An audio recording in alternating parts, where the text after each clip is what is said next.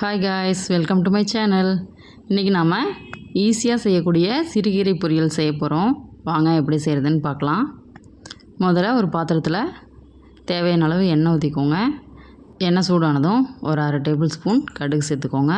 இது கூட 1 table spoon உளுத்தப்பருப்பு சேர்த்து நல்லா பொரிஞ்சு வந்ததும் 20 சின்ன வெங்காயத்தை பொடி பொடியாக கட் பண்ணி வச்சுருக்கேன், அதை சேர்த்துக்கலாம். 4 பல்லு பூண்டை நல்லா இடித்து வச்சுருக்கேன், அதையும் சேர்த்துக்கோங்க. காரத்துக்கு 4 வரமிளகாய் சேர்த்துருக்கேன்.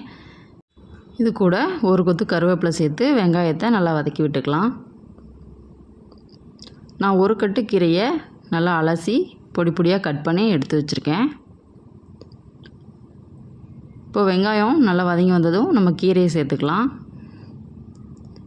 கீரையை சேர்த்ததும் ஒரு 5 நிமிஷம் நல்லா கிளறி விடுங்க. இதுக்கு தண்ணி எதுவுமே சேர்க்கக்கூடாது. தண்ணி சேர்த்தோம்னா வளவலன்னு ஆகிடும். தேவையான அளவு உப்பு சேர்த்து லோ ஃப்ளேம்லேயே வதக்கிக்கோங்க.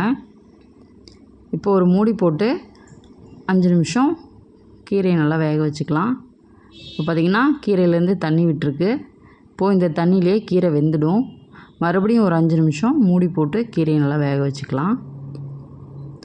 இப்போ பார்த்திங்கன்னா கீரையில் இருந்த தண்ணியெல்லாம் நல்லா ட்ரை ஆகிடுச்சு. கீரையும் நல்லா வெந்துருச்சு. இப்போது 1/4 மூடி துருவன தேங்காய் சேர்த்து கீரையோடு நல்லா கலந்து விட்டு இறக்கிடலாம். அவ்வளோதாங்க. ஈஸியாகவும் செய்யக்கூடிய ரொம்பவும் டேஸ்டியாகவும் இருக்கக்கூடிய சிறுகீரை பொரியல் ரெடி. நீங்களும் ட்ரை பண்ணி பார்த்துட்டு எப்படி இருக்குன்னு சொல்லுங்கள். தேங்க்யூ.